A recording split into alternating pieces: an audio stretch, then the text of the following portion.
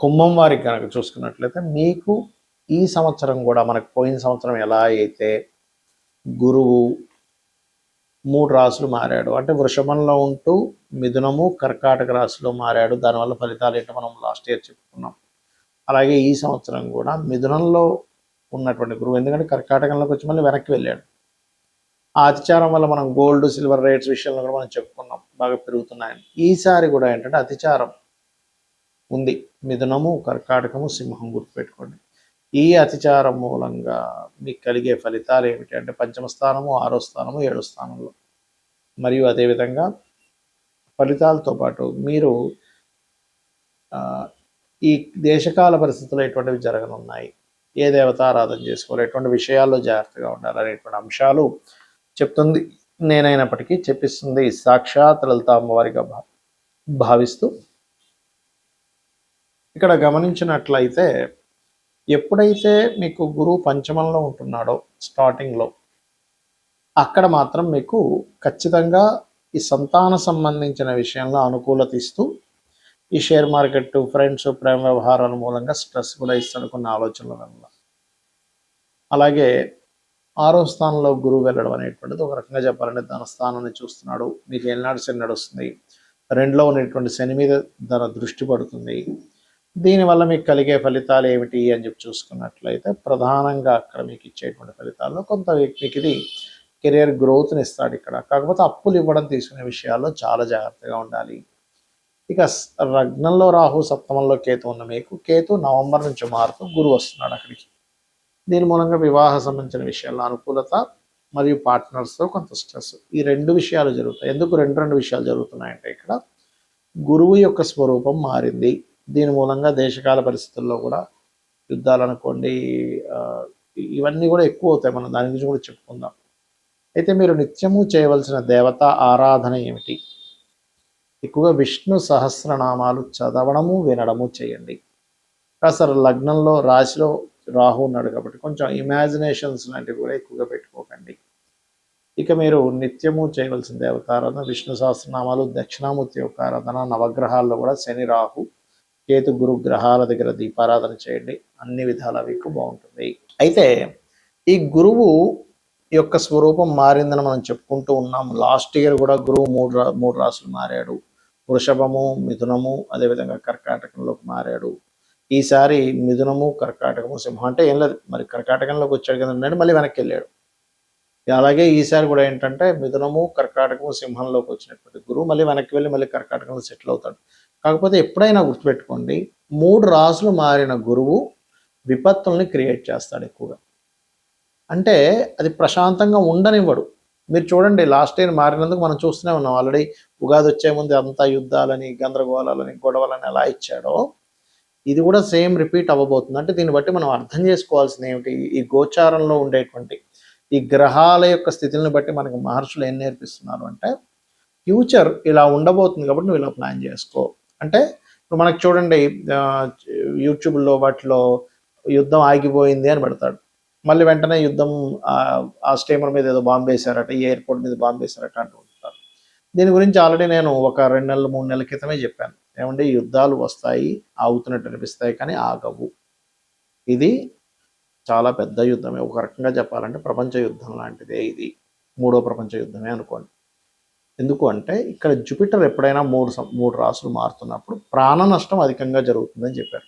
అందులో ప్రత్యేకంగా మనకి చెప్పినటువంటి విషయాల్లో ఈసారి గురువు రాజు అయినందుకు, గురువు రాజై మనకి ఎప్పుడైతే మిథున రాశిలో సంచారంతో ప్రారంభమైనందుకు, మిథున రాశి అనేటువంటిది 2 మనుషుల్ని చూపిస్తుంది, అది స్త్రీ పురుషుల్ని.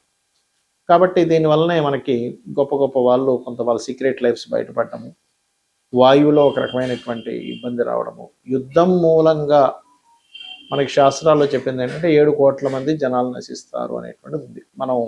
మీరు కనుక చూసుకుంటే గతంలో ఒక 5-6 ఏళ్ల క్రితం కూడా ఇలాంటి సిచ్యువేషన్స్ వచ్చినప్పుడు, అప్పుడు కోవిడ్ టైంలో నేను మన యూట్యూబ్ ఛానల్లో ఉంటుంది, వెనక్కి వెళ్తే కనుక 5-6 ఏళ్ల క్రితం ఇంతమంది నశిస్తారు, ఈ రాశిలో ఇలా మారుతుంది కాబట్టి నేను అప్పుడు దానికి శ్లోక సహితంగా కూడా చెప్పాను దాని యొక్క అర్థం 5-6 ఏళ్ల క్రితం. అప్పుడు కూడా అందుకే కోవిడ్ వల్ల చాలామంది ప్రాణ నష్టం జరగడం మనం చూసాం. అయితే ఎప్పుడైతే ఈ జూపిటర్ అంటే జూన్ 1 వరకు మిథునంలో ఉంటాడో దేశకాల పరిస్థితుల్లో ఎక్కువగా వైమానిక సంబంధించినటువంటి విషయాలకి ఎఫెక్ట్ వస్తుంది, గుర్తుపెట్టుకోండి. అంటే విమాన సంబంధించినటువంటివి ధ్వంసం అవడం, అది యుద్ధంలో కానివ్వండి, జనరల్గా ఉండేటువంటివి, ఎందుకంటే వాయువు మీద ప్రభావం. అలాగే మరొకటి ఏంటంటే వాయువులో ఒక రకమైనటువంటి నెగటివ్ ఇది రావడం వల్ల ఏంటంటే అయ్యో వాయువు కలుషితం అయిపోయింది ఇలాగా. మూడవది లేనిపోనివి క్రియేట్ అవ్వడం, అసలు లేని ప్రచారం అవ్వడం, అసలు ఏది నిజమో ఏది అబద్ధమో అర్థం కాని పరిస్థితి. ఏమిటండి అసలు ఇది నిజమేనా, అసలు పేపర్లో వచ్చేది నిజమా కాదా, యూట్యూబ్లో వచ్చేది నిజమా కాదా అనేటువంటి సంశయంతో ఉంటూ ఉంటుంది. అదేవిధంగా స్త్రీ పురుషుల మధ్యని కొన్ని ఉండేటువంటి కొన్ని సీక్రెట్ అఫైర్స్ అనుకోండి, కొన్ని పేపర్స్ మూలంగా, అంటే కొన్ని ఇప్పుడు మనకి ప్రెస్ ఉంది, విలేకరి సంబంధించినటువంటివి ఏవైతే న్యూస్ సంబంధించి ఉంటాయో ఆ యొక్క విషయాల మీద కూడా మనుషులకి నమ్మకాలు కోల్పోవడము, ఆ రకంగా కొంత ఫేక్ న్యూస్లు కొంతవరకు ప్రచారం అవ్వడం ఈ గురువు మిథునంలో ఉన్నంతసేపు ఇస్తాడు, గుర్తుపెట్టుకోండి. అలాగే అంతరిక్షం నుంచి ఏదైనా ఒక ప్రమాదము భూమి మీదకి వచ్చి పొంచి ఉంది, అది మన శాటిలైట్స్ ఆకాశంలో బోల్డన్ శాటిలైట్స్ తిరుగుతాయి, అలా శాటిలైట్ లాంటిది ఏదైనా పాడైపోయింది భూమి మీదకి రావడం కావచ్చు. లేదు అంటే పర్టికులర్గా మనకి చూడండి కొన్ని సమాచారాలు అందుతుంటాయి, ఏమండి ఏలియన్స్ ఉన్నారట, వాళ్ళ భూమి మీద తిరుగుతున్నారట, అలాంటిది. అంటే ముఖ్యంగా ఏంటంటే భూమి మీదకి ఏదైనా అంతరిక్షం నుంచి వచ్చి భూమి మీద పడడం అనేటువంటిది జరగనుంది, దానివల్ల కూడా కొంత నష్టం ఉంది, గుర్తుపెట్టుకోండి. ఇది కర్కాటక రాశిలో మన మిథున రాశిలో ఉన్నంతకాలం, అంటే కర్కాటకానికి ముందు మిథున రాశిలో గురువు ఉన్నంతకాలం ఈ యొక్క ప్రభావం చూపిస్తూ ఉంటుంది. ఇక ఇక్కడి నుంచి కర్కాటకంలోకి జూన్ 2 నుంచి అక్టోబర్ 31వ తేదీ వరకు అక్కడ ఉంటాడు, 30వ తేదీ వరకు ఆల్మోస్ట్. ఇక దాని తర్వాత నవంబర్ 1వ తేదీ నుంచి సింహంలోకి వెళ్ళిపోతాడు.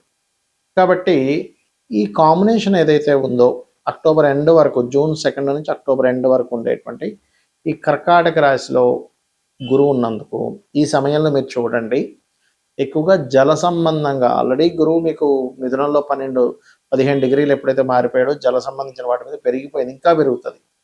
అయితే ఆ సమయంలో యాక్సిడెంట్స్ విపరీతంగా అవుతాయి. అందుకని మనం వాహనం వెళ్ళేటప్పుడు కాస్త అప్రమత్తంగా ఉండండి. ఇంటి నుంచి మనం బయలుదేరేటప్పుడు 1కి 4 సార్లు మనం ఎక్కడికి వెళ్తున్నాము, సరైన వాహనమా కాదా, సరైన సమయంలో బయలుదేరుతున్నాము, లేదా దుర్ముహూర్తాల్లోని వీటిలో బయలుదేరుతూ ఉంటాం, దుర్ముహూర్తము, గండము, ఈ సమయాల్లో అటువంటి సమయాల్లో బయలుదేరకండి, ఎందుకంటే అది లింక్ ఉంటుంది అక్కడ. అలాగే మీ ఇష్టదైవాన్ని తలుచుకొని బయలుదేరండి, గుర్తుపెట్టుకోండి ఇది. ఎందుకంటే కర్కాటక రాశిలో గురు సంచారం జరిగేటప్పుడు వాహన ప్రమాదాలు అసలు మనం ఊహించలేం, అన్ని ఎక్కువ జరుగుతుంటాయి. కాబట్టి ఇంటి నుంచి మీరు మనస్ఫూర్తిగా మీ ఇష్టదైవాన్ని తలుచుకొని బయలుదేరినట్లయితే మీరు హ్యాపీగా ఉంటారు, మీకు ఎటువంటి ఇబ్బంది కలగకుండా ఉంటుంది. ఇది చెప్పడం కోసం ఆ విషయం చెప్పాల్సి వస్తుంది. ఇక 3వ విషయం ఏంటంటే ఈ జలము కలుషితం అవ్వడం, జలం మూలంగా గొడవలు రావడం. కర్కాటక రాశిలోకి గురువు వచ్చినందుకు జలం మూలంగానే కొన్ని దేశాల మధ్యనే ఇబ్బంది రావడం, కొంత ఫుడ్కి ఇబ్బంది రావడం, ఫుడ్లో కొంత కలుషితాలు ఏర్పడడం, ఇట్లాంటివన్నీ కూడా ఇస్తుంది అక్కడ. ఇక ఇదే సింహరాశి నుంచి మన కర్కాటక రాశి నుంచి ఎప్పుడైతే సింహంలోకి నవంబర్ నుంచి ఎంటర్ అవుతాడో అక్కడ కలిగేటువంటిది ముఖ్యంగా నాయకుల మీద ఎఫెక్ట్ చూపిస్తుంది. అది పొలిటికల్ రిలేటెడ్, సీఎంలు అనుకోండి, పిఎంలు అనుకోండి, ప్రెసిడెంట్లు అనుకోండి, ప్రపంచవ్యాప్తంగా ఉండేటువంటి పెద్ద వాళ్ళు ఎవరైతే ఉంటారో, పొలిటికల్ రంగాల్లో ఉండేటువంటి వారు ఎవరైతే ఉంటారో వాళ్ళ మీద పూర్తిగా నవంబర్, డిసెంబర్, జనవరి మాసాలు ఎక్కువ ప్రభావం చూపించనుంది, గుర్తుపెట్టుకోండి. మరి ఈ ప్రభావాలు సామాన్య ప్రజలకు దేని మీద చూపిస్తుంది అంటే ఆరోగ్య సంబంధించిన దాని మీదకి వస్తున్నాడు జూపిటర్, ఎందుకంటే ఆరోగ్యానికి కారకుడు రవి కదా. అందుకని ఆ సమయంలో వీలైనంత మట్టుకు హోమ్ రెమెడీస్ కొన్ని ఉంటాయి మనం ఇంట్లో పాటించేవి, కొంత కషాయం లాంటిది ఏదైనా తీసుకోవడము, ఎటువంటి హెల్త్ ఇష్యూస్ రాకుండా ఉండడం కోసం. మనం కోవిడ్ టైంలో కొన్ని పాటించాం, ఇంట్లో ఉండి చక్కగా పాటించడం వల్ల హ్యాపీగా ఉన్నారు.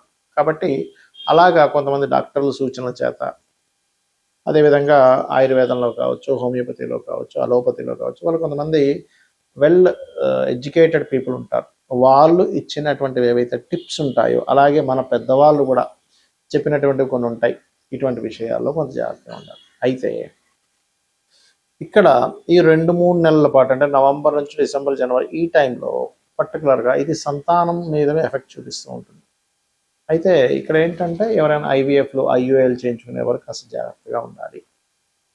అదేవిధంగా మరొక విషయం ఏంటంటే ఇక్కడ మీరు గమనించినట్లయితే మీరు వాతావరణంలో మీరు గమనించండి. యాక్చువల్గా నవంబర్ మాసానికి మనకేంటి చలి బాగా ఉండాలి. కానీ ఆ టైంకి ఏమవుతుంటుందంటే చలితో పాటు తెలియని ఎండలు కూడా వస్తాయి ఆ టైంలో. ఇదేమిటండి ఎంత ఈ చలికాలం ఇంత ఎండ ఉందేంటి అనిపిస్తూ ఉంటుంది. కాబట్టి నేను చెప్పినటువంటి పరిహారాలు ప్రధానంగా చండీ వినడం, చండీ పారాయణం చేయడం, లలితా సహస్రనామాలు వినడం, మీ ఇష్టదైవాన్ని స్మరించుకోవడం చేయండి. అన్ని విధాలా బాగుంటుంది. శ్రీమాత్రే నమః.